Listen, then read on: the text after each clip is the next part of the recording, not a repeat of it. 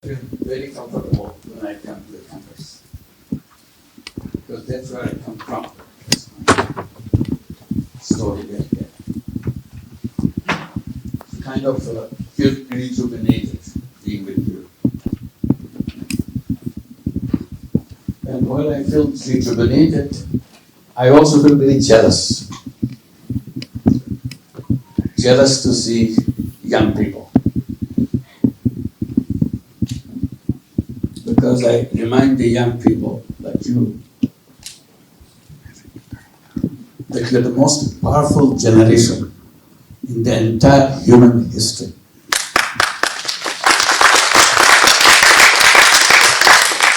I repeat, you are the most powerful generation in the entire human history. I don't say it very lightly, just to please you. I really feel it strongly. That's where you are. You look like human beings, like everybody else, like us. But literally, you are superhuman being. You see the movie Superman and all that. You are the Superman and Superwoman. Not because you have done something about yourself, just because you are born at this time. Made you very exceptional. Because you inherited all the knowledge and technology that been developed over years. And you are in control of that. Sometimes I feel like telling you that you are the genie. You look like human being, literally you are genie. You remember the genie, Aladdin's lamp? You touch it, the genie comes out. You came out, you are here. But there's a problem about the Aladdin's lamp and the genie. If you have an Aladdin's lamp lying in the corner of your house, world will be the same as it will always be. Because you never bothered to touch the lamp. Unless you touch, genie will not come out. So this lamp, you have to be aware of the lamp. This is a different lamp than every other lamp that you have in the house. This lamp does magic by touching. Genie comes out and says, "What can I do for you?" So the first thing, you have to touch that magic lamp. Be aware of the power of that lamp. Suppose you're familiar, you're well aware of the power of that lamp, and one day you decided to touch it, genie comes out. What does the genie say? "What can I do for you?" And you didn't have an answer. Or you say, "Okay, I want to have the best meal in town today." Genie say, "Yes, ma'am." "Yes, sir." Produces the meal. You could have asked many things. You could have changed the whole world by asking the genie to change the world. Everybody has a good meal. You're not prepared for it. You just asked for a small meal that you like. And the genie brought it because that's the command he gave. Not only you become aware that you are a genie, you have to know what you do with your powers. That's what the university is all about. Prepare you. Prepare you, make you aware that you are a genie. You can do anything you want in the world. What is it that you want to do with that? Have you ever thought about it? So that's the basic question. We must be ready to ask myself that question because I'm the genie. What am I supposed to do? Not only as the most powerful generation in human history, I can do it much better, much faster than any other generation has ever done. If other generation took years and years to get it done, you do it in a split second. That's the power you got. So that power is there. Question is, what is that you're going to ask? That's where you should be debating, discussing, wondering, what should I ask myself, genie, so that it will get done. Because if you don't ask, it will never happen. So this is the direction, this is the way that education is all about. Education is not about 2 plus 2, you get the result. That's important, very basically, it's important. But the important thing, what does it lead to? Why am I learning this? To do what? So once I do that, then something fascinating thing happens. So this is one thing I leave it to you, think about it. I put it in the other context. The world is kind of floating in space. That's an answer given to all your textbooks. You know that all these planets, all these stars, billions and billions of them, are all floating in the space and moving.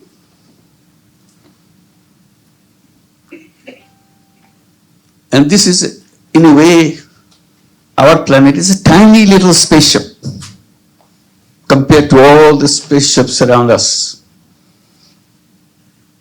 So we're in a spaceship. Imagine this is the spaceship that we're floating in this space, which we are doing every day, every moment, every second.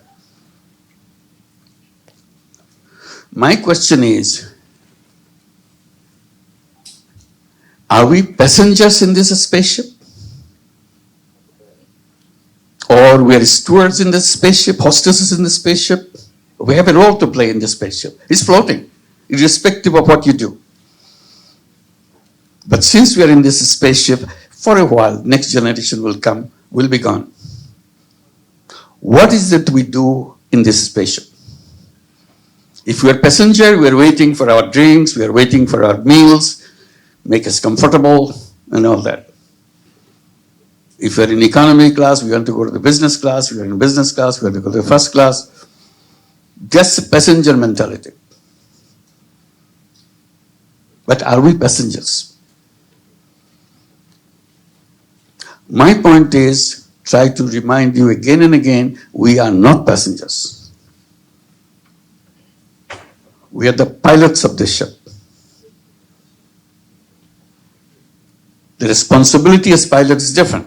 We can go and sleep, watch movies. Pilot cannot do that.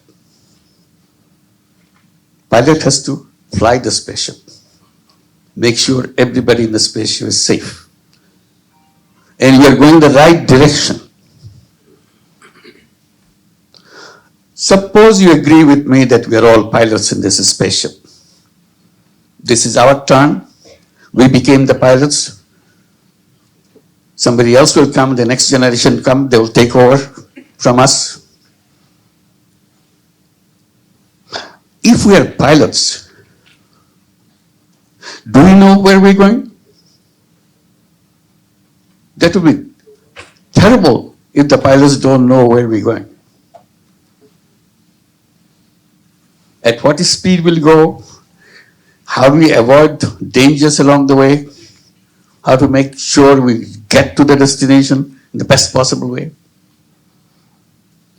That's our responsibility. So you debate yourself, are you a passenger or are you a pilot?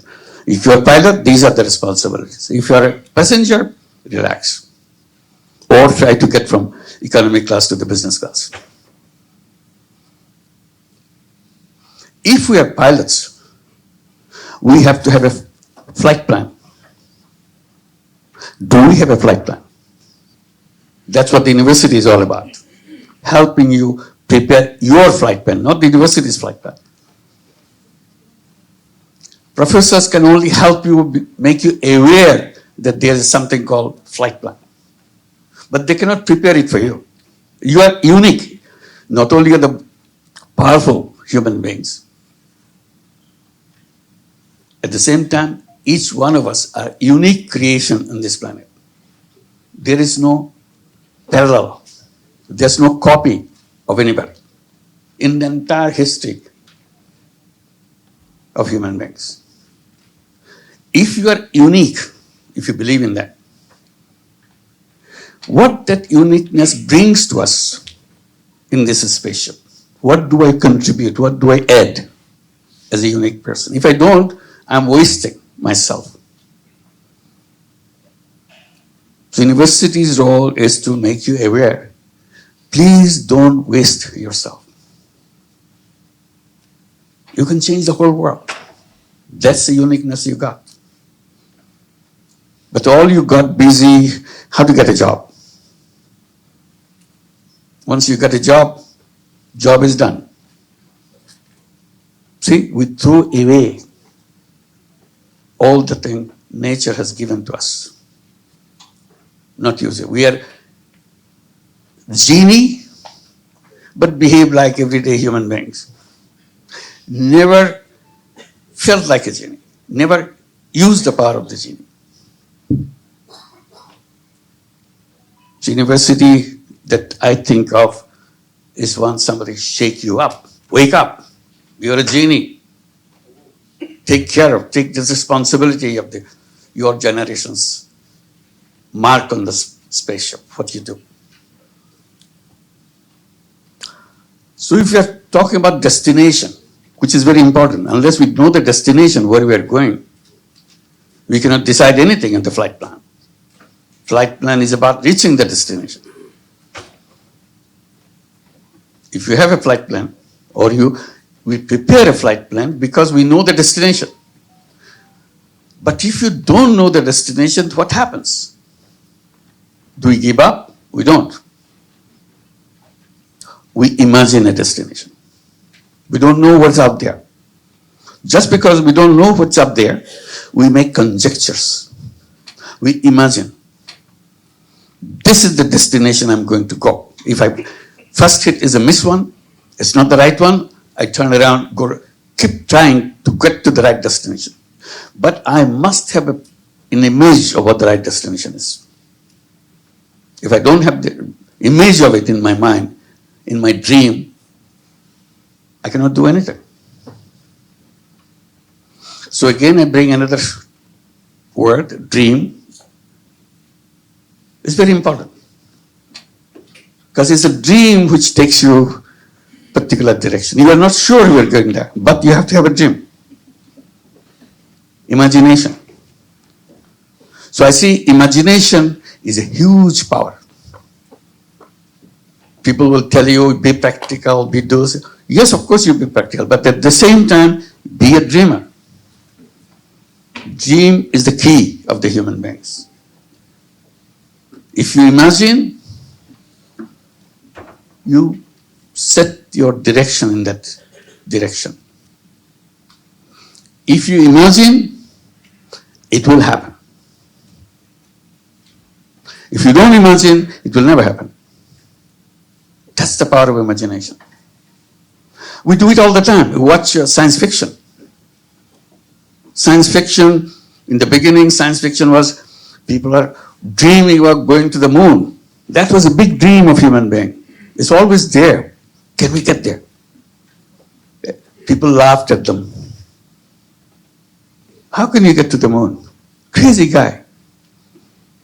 But the guy was the right one. He was imagining. They tried to reach to the moon in many ways. Really, practically. Failed every time, but never gave up. On that basis, we made science fiction movies, science fiction articles, science fiction books. All fictions. Still, we have not gone to the moon. Just because we imagine, just because we created fiction, we made it happen. Today, we want to go far away from moon. Moon is just a next door neighbor. This is driving us. What is there? What do we do? Are there gold and diamonds waiting there? Nothing. Maybe just empty, barren land or whatever there is. But imagination is, why should it be there unless we get there? Since it's there, we should be there. So imagination. So I'm encouraging you to imagine. Imagination is the core of human being. So don't ignore that. Collectively, individually imagine. Imagine about the societies, imagine about today, imagine about tomorrow, imagine about the neighbors, imagine about whatever you want to imagine. Always remember, if you don't imagine, it will not happen. So that's the power. You can, in imagination, you can do anything you want. There's no limit. So if it doesn't cost you anything, if there's no limit to it, why should you be stingy about imagination? Make your mind go as far as you want. Just because you let your imagination go beyond boundaries doesn't mean that it's useless imagination. No imagination is useless. Imagine the most outlandish imagination that you can have, so that you can make it your direction, moving in that, follow that path to make it happen. What is our imagination about the world today? Do you have a course on that? Does anybody has a course on that? What is our imagination? So sometimes I get so taken up by this idea of imagination. We hold competitions of imagination, particularly among young people, the campuses. Imagine the world that you want to create. And that imagination would be so many words or so many pages. You put it down as a competition. Wilder the imagination, better mark you get. And someone out of the thousands participants, someone will get the first prize. Why? Because her or his imagination is so wild and so fancy, so attractive. We chose that competitor the first prize. Encouraging imagination. That imagination, now you exercise, you try your imagination yourself. Just imagine. Write fictions. Only thing I remind, science fiction is a very known procedure. You do that. You can write your own science fiction. I'm encouraging writing social fiction. Science fiction is known. You do what we do. Science comes, you develop something and get something done by that. But nobody has social fiction. Social fiction is what kind of world as human beings we would like to have together. What will be the interaction with each other? What is it collectively we want for us? What kind of business world, what kind of economic world, what kind of political world? Everything is imagination. You don't have to look at what they do every day. You look what you are thinking in an imaginary world. Because if you imagine, that social system will emerge. Because everybody say, hey, this is a good idea. Let's do it. Let's try it. So I'm emphasizing social fiction. What was the imagination that I was trying to let people know? That's what you've shown the book here, World of Three Zeros. That's an imagination, the fiction. But if it touches you, Oh, that makes sense to me. It will happen. So don't ignore it if you don't like it. It's okay. If you don't like that world of 3 zeros, you make a world of 100 zeros, your world of no zeros, whatever you want. But imagine it. Don't just say, this is rubbish. Okay, it's rubbish. But create your imagination, what kind of world you want. The reason I wrote about 3 zeros, very simple. First part of it is about the civilization that we have on this world today, that we are part of the civilization. As young people, we'll be rebelling against that civilization. That's a natural thing for young people to do. Reject and rebuild. Or start from completely different context. But if you don't do that, you fail in your generational responsibility. You may be best student in the class, you may be very perfect in your professions, but as a generation, you have not delivered where we want to go as a human race. That's our responsibility. We have to find it.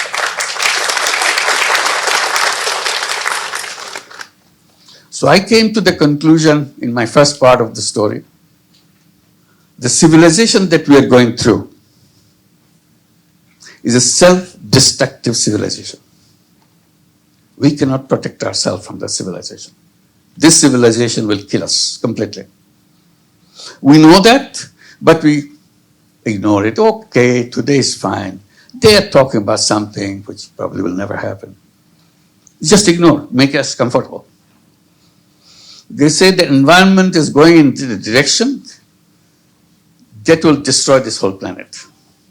And in the process, we'll be destroyed. Because we created a civilization based on waste creation, if I can make it a simple statement. Every day we are creating waste. And every behavior that we promote is a waste-creating behavior. So to put it simply, we say, if not anything else happening, will be put under the grave of waste that we created. We will be buried under the waste. So much waste we are creating. Because economy and a system, social system, promotes you to always accumulate. The main point in the economy is buy, buy, buy. You continue to buy. They're always encouraging you to buy.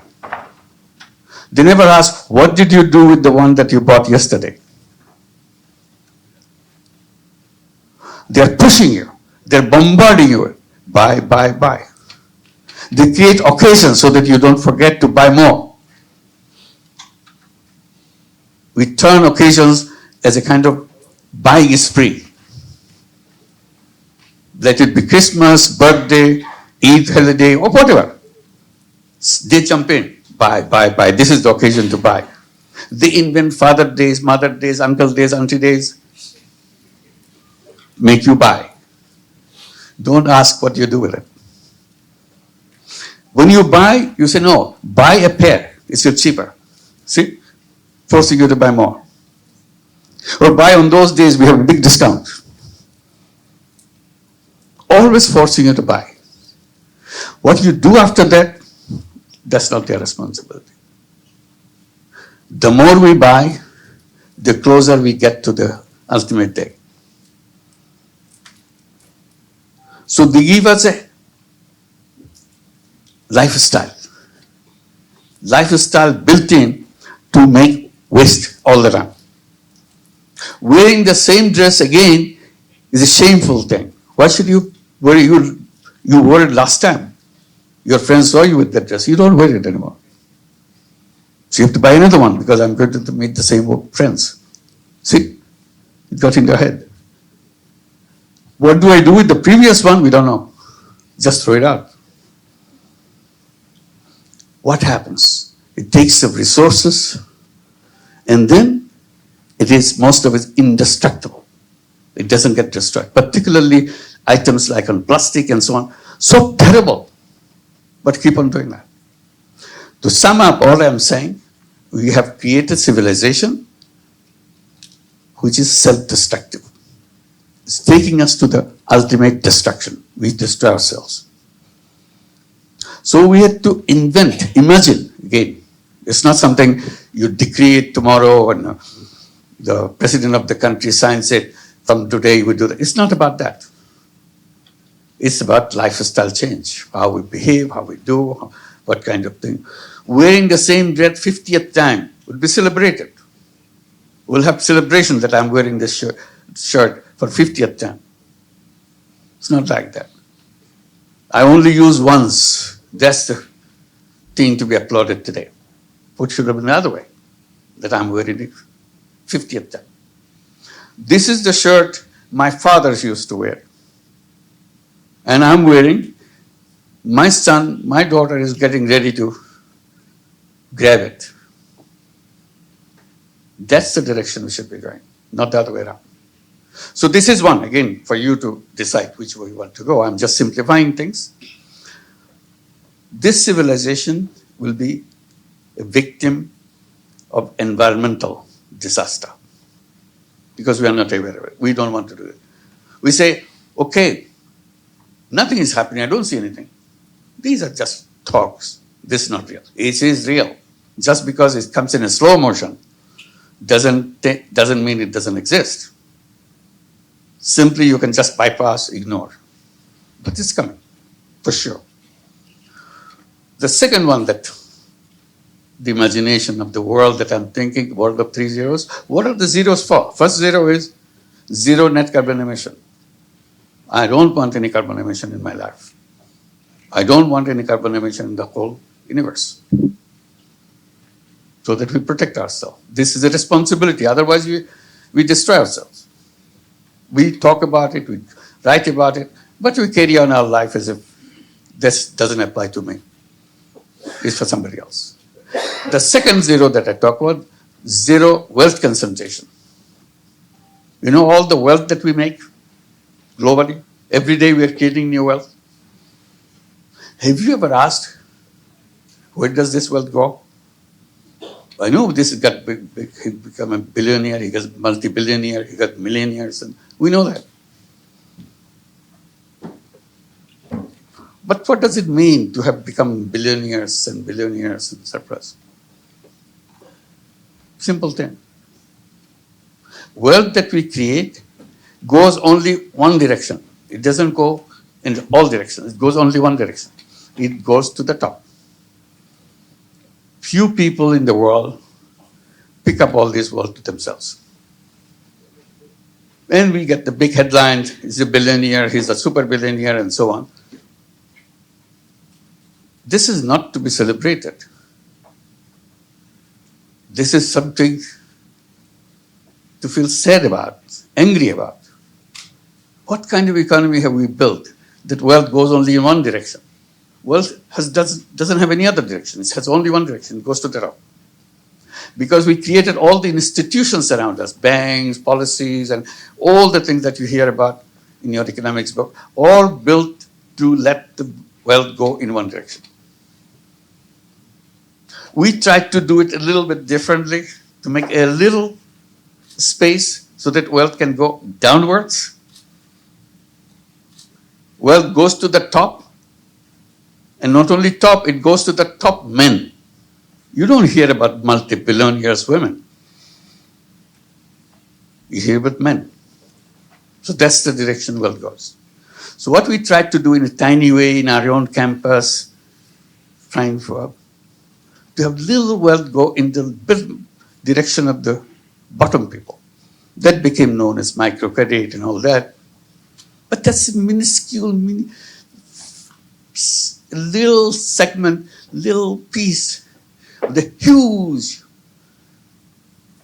mountain of wealth, which they will never see. Why? Because system doesn't allow that. System push the wealth only on the top. You're going to stop that. Because the system is built, and we study, we go back and make it stronger because we are graduate from this university, you know everything. So you make sure it works in a more concrete way, strong way. It continues to do the same thing over and over again. The second zero is in a new civilization that we are trying to create, it should be zero net carbon, zero wealth concentration. Wealth will not go in that system that we developed or we imagine. That's the imagination part comes, where wealth starts coming down to the people. Reverse the whole gear. See, you reverse in a car, you have a gear, it's going to the front. Now you reverse the gear, it goes to the bottom, back, comes to the people. Today, if you go to the entire world,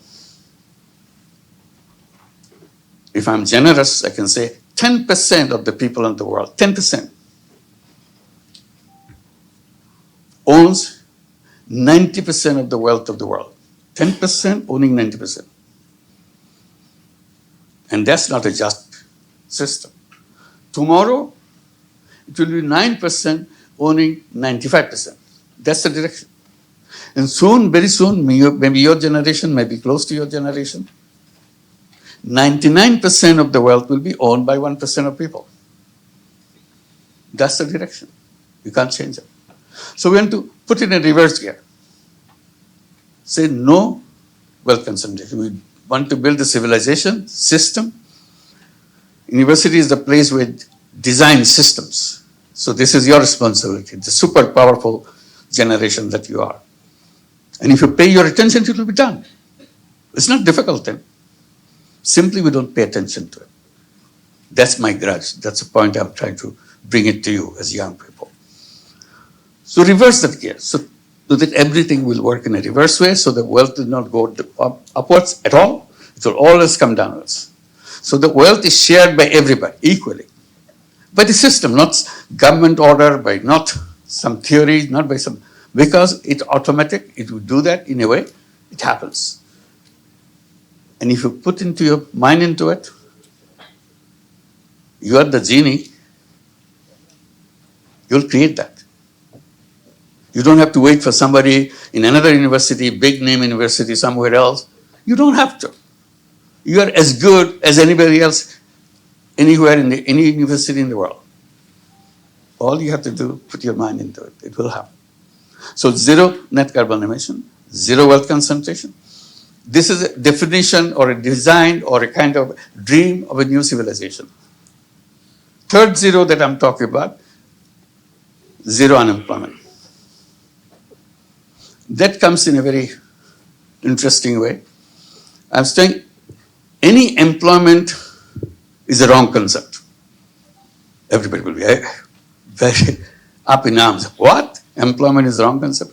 I said human beings are not born to work for somebody else. That's my position. Human beings are independent beings. That's what the Creator has created us.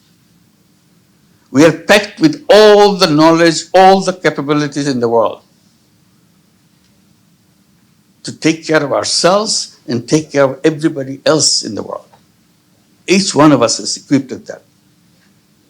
But our theory, our textbook says, no, get ready, get a good grade, good degree from the best university like yours, and get the best job. And the world is done. Your job is done. This job is not done. You are thrown into a wrong direction. What you have done in the process, you have surrendered all your capability to change the world, change the thing. You don't think about it anymore because you got a job. You're trying to get the next promotion. That's all you're busy with. Please your boss. Get the next promotion. So you're in that trap. Promotion trap. Little achievement trap. You are a big human being who can change the whole world. You're stuck with a little thing in your house. That's it. That's what a waste. That's the point I'm bringing. That's why I'm calling you genie and all that, trying to encourage you to discover yourself. You are completely different. And then it's a job, it's not the destination of human being. It's a wrong thing. It's a legacy of slavery. It's another form of slavery. Why should I be a slave to take orders for somebody? Taking orders doesn't fit into human being. That's what they always rebelled against slavery. What then we do? I said, whole idea of business is wrong the way it is done. It creates slavery. Because it's all about profit maximization, wealth concentration. That's the track. I'm saying all you have to do, shift it. Just one simple shift, everything can change. Instead of doing business to make money for myself, making myself richer and richer, I have said that there's another path. It's a choice for you, anybody. I can do business to make myself rich. I can do business to solve all the problems of the world. But we don't touch that. It's not even discussed in our textbook. We call it social business, another kind of business. Business to solve problem rather than make money for yourself. People get, oh my God, it's not possible. How can you do that? I said, it can be done. They said, no, making money brings so much happiness. I make so much money. Creating social business, I don't get that happiness. I said, yes, that's true. Making money in a conventional business, making money may be happiness. Making other people happy, making the whole world happy is a super happiness. So you have to judge which happiness you're looking for.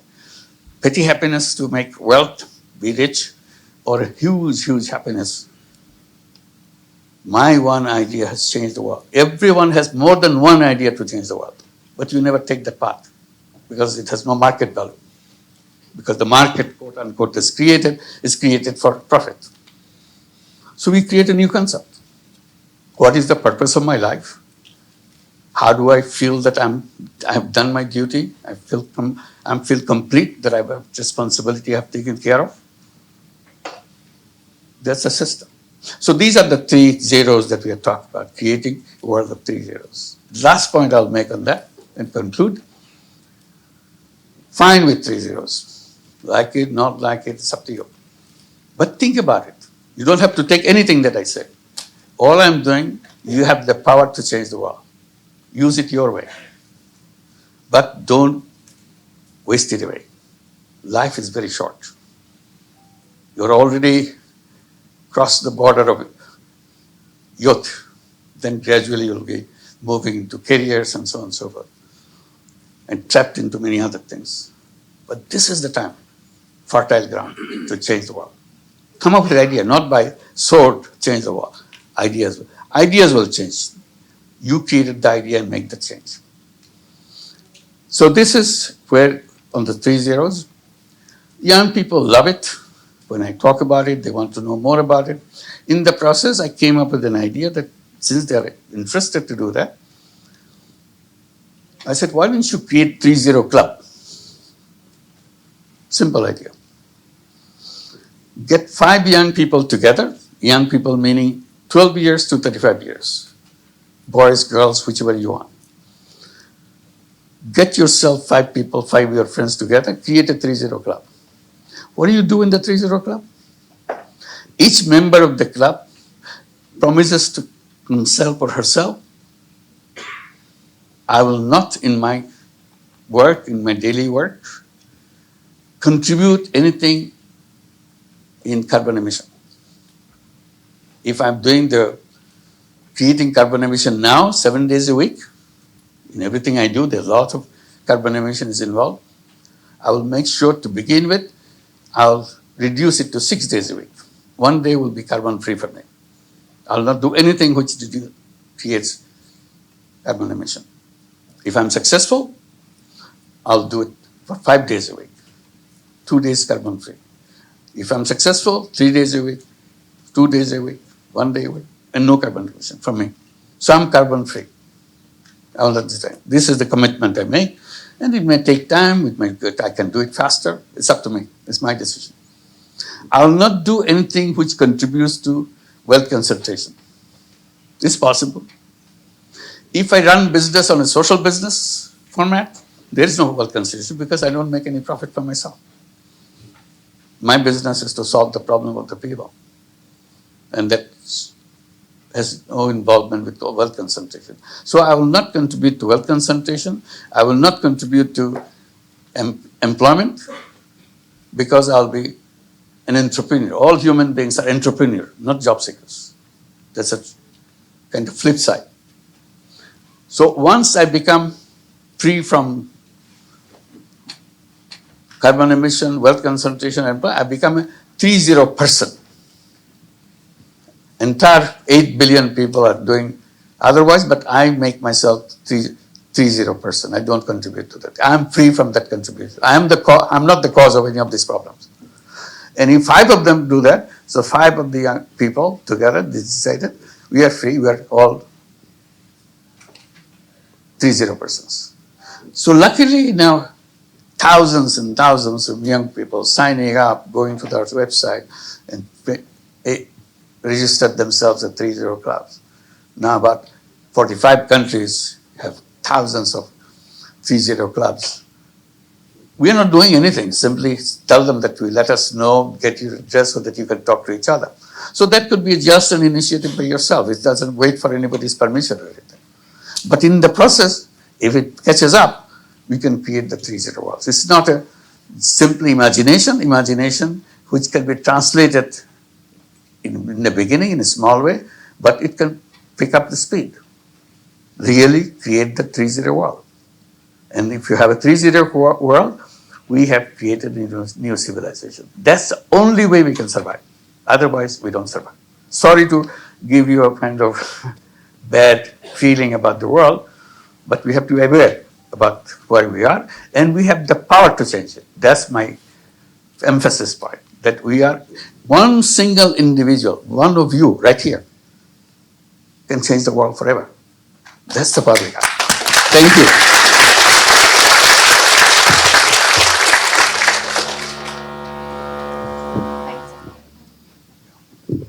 Thank you so much, Professor Yunus. I think we could all agree that we can sit here for hours and listen to you speak about all these topics because of the vast experience that you've had over the years. So I'll start with one question and then we can take the questions from the audience. I think we've talked about the bigger picture, so I think maybe we need to narrow it down a little bit. So I was wondering, it's been 5 decades since the microcredit initiative. It's had a lot of impact in many countries like the US and Bangladesh and other places. But focusing on the first zero poverty, how do we go there from increasing inequality and increasing poverty in the world? And what can microcredit do specifically if the structural causes of poverty, like you said, rampant consumerism, people feeling like they have to consume more and more wealth concentration remain untouched? Just one point to emphasize. I draw the attention. Poverty is not created by the poor people. Who created it? System that we developed in the world creates it every day. And we are teaching you how to do it. Strengthen that system. That's the problem. We are not creating the counter system, how to not to create poverty. There are business schools everywhere. And I'm invited to speak in the business schools. I said, I'm here just to tell you that you are doing wrong things. You are creating the businesses to make people poor. You think you are rich? You are rich, but people are poor.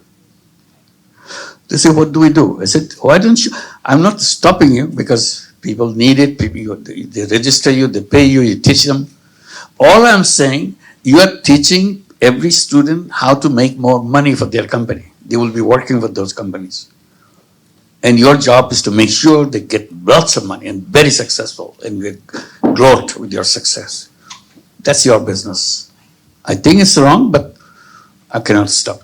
All I'm saying, why don't you create another department or another faculty in your business school? The faculty of social business. Tell young people how to create a business to solve problem, any problem. Environment problem, health problem, any other professional problem, any problem in the world, poverty problem. So that department teaches you to create business to solve problem. One is a faculty which create business to make money for yourself. This is the business to make bring solution to the problems. So just do that. Many universities now not quite faculty, but creating centers of social business and so on. So offer courses. That's a small beginning, but I'm happy that at least people are listening. Many business schools, starting with HSC in Paris, they are the first one to do that. And it's being now done in many, many business schools.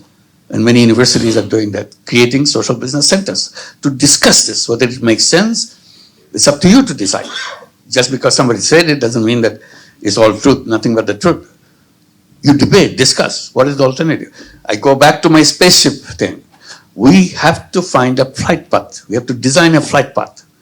And these are the elements of that flight path that you have, as a pilot, you have to decide which path you take. Because you are the pilot. There's nobody else around. So we have to do that. So this is where we'll say things are, but microcredit is a kind of a defiance. They're defining microcredit is like this. I said, no. Sorry, they were defining banking is like this. I said, it's the wrong banking. That's making rich people richer. That's the banking you go, do that. So we reverse that. We create a banking which helps poor people come out of poverty and become entrepreneurs by themselves. Every recipient of microcredit, which may be a loan for $10, $20, $100, $200, that's about the loan size. But each one of them is entrepreneur. You know, in our textbook, in our discussion, we say, not everybody is entrepreneur. Entrepreneur is a very special kind of people. 1 in million, 1 in 1,000. They are very special people. I said, that's not true. I'm saying every human being is entrepreneur. They don't believe it. I said, if you don't believe it, just look at Grameen Bank in Bangladesh. Over 10 million women, illiterate women, taking money, billions of dollars worth of money, paying back every penny, starting business, running it very successfully. Not only they run business, not only take money, they own the bank. They own the largest bank in terms of client. The largest bank in the country is owned by poor women. This is their bank. And they do serve themselves. So it's possible. Simply, you bring any criteria to say it is less than a conventional bank in terms of success, in terms of this. It's more successful than any bank in the country, any bank anywhere in the world. So that's why it is spread. So this is the thing that you have to come up with counter ideas. If it is wrong to go in that direction, you reverse it. Probably will have a right direction. That's all we did. Thank you.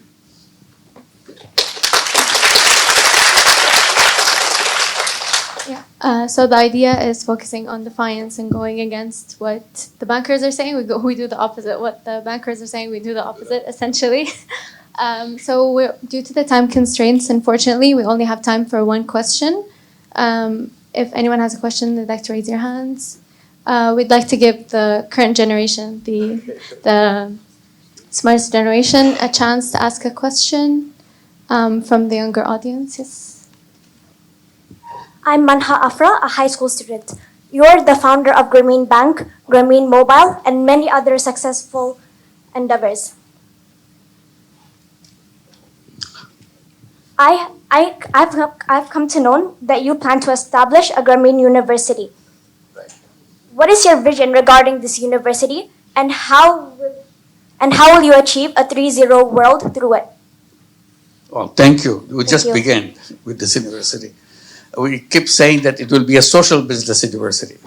There's a business school and all that. This will be based on social business principles across the faculty, wherever you're teaching. You always bring the social responsibility as a human being. So even if you're in a chemistry department, the chemistry has a social responsibility too. So you always add that social responsibility and how you translate your responsibility as a scientist, as a chemist, to play that role. What are the options for you? So everything to be integrated in that. And then help all the students from the university. At the moment, I'm saying half seriously. I say, this university will never give you any piece of paper called degree. So you learn it and do it. Why do you need a piece of paper? You need a piece of paper because you want a job. Job needs a certificate that you have learned this. So you don't have to demonstrate anything what you have learned. Do it. We support you. We have a whole finance arm of the university so that you can go out and do it. We'll finance you. We create social businesses to implement it, make it happen. That's our job. So you don't look for a certificate. Just look for design. Start designing in every class that you go through. Keep on designing this. By the time you come to the end of the class, end of the courses, you can start your thing. You're ready. You're already. Even when you're still a student, you can start your thing. You don't have to wait for some degree or certificate because you're doing it. You felt that this is the right solution. That's all.